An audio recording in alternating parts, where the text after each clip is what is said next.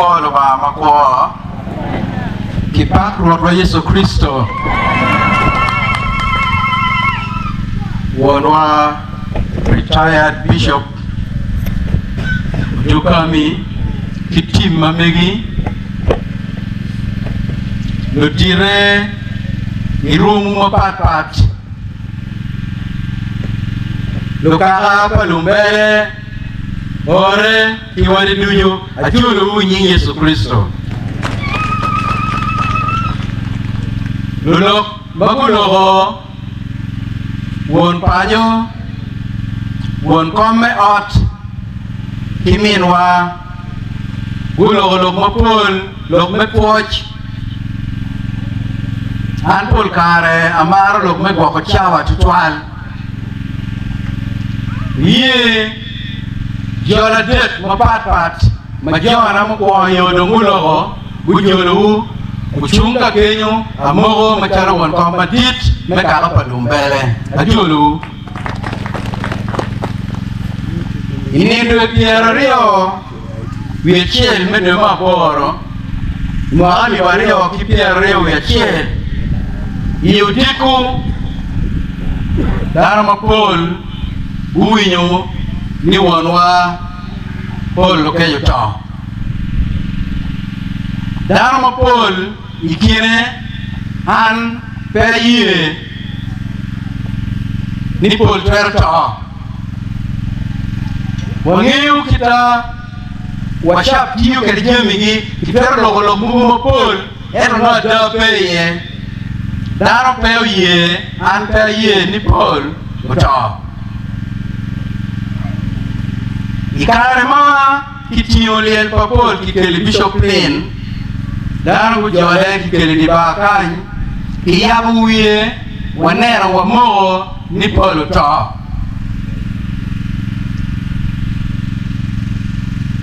gimo time daro gubedo kaparo ne matek piero no king'eyo polo beranga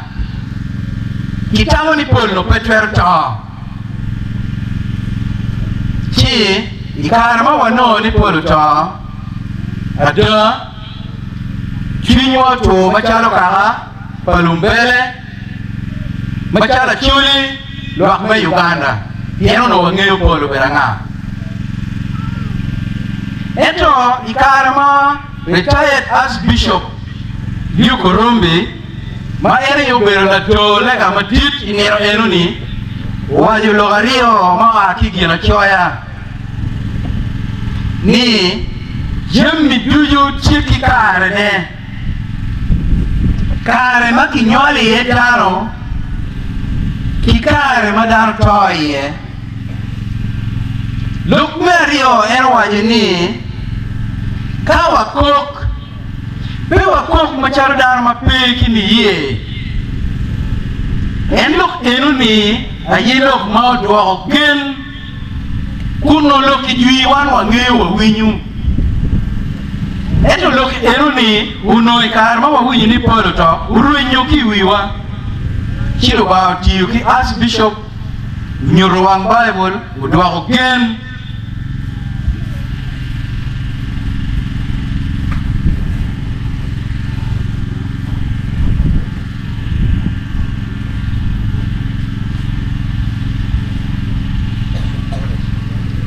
ni chake kar enuni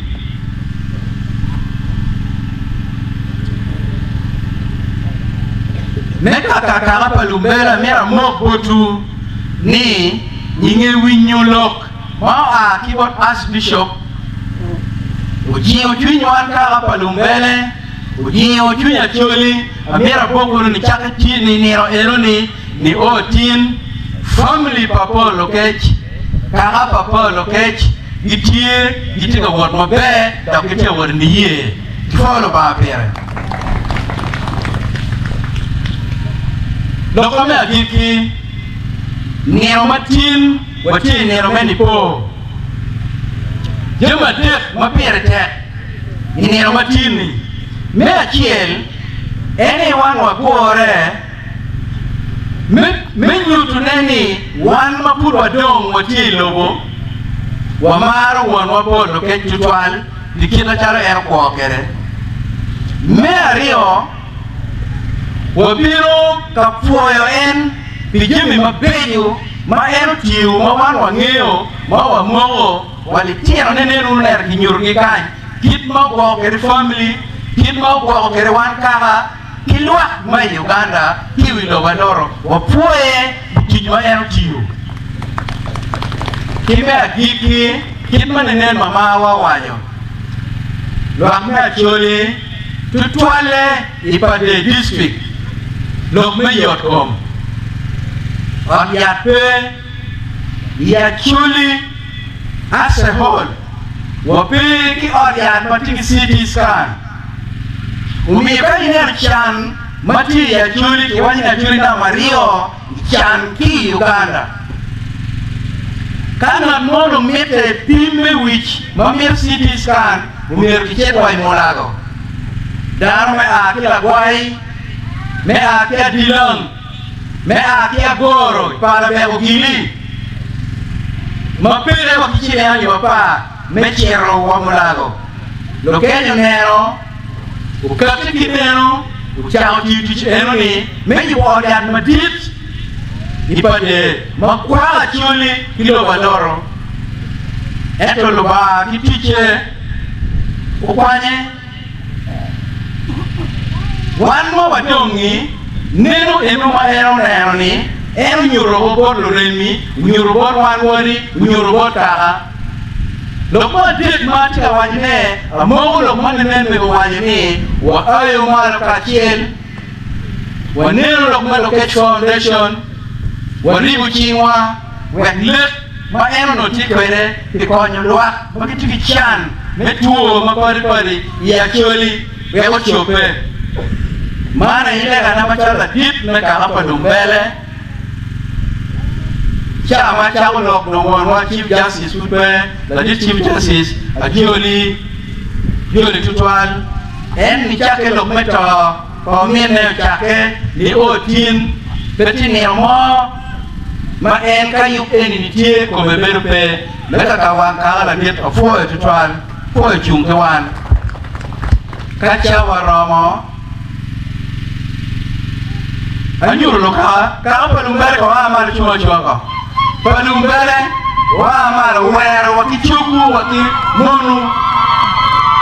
yo fo tutwal fo chunkerwa fo bino ka lo wonu ka chawa ne romo alego wot me polo migum uduoku ka ber mapat kama aye an fo wono winya wado ching pe won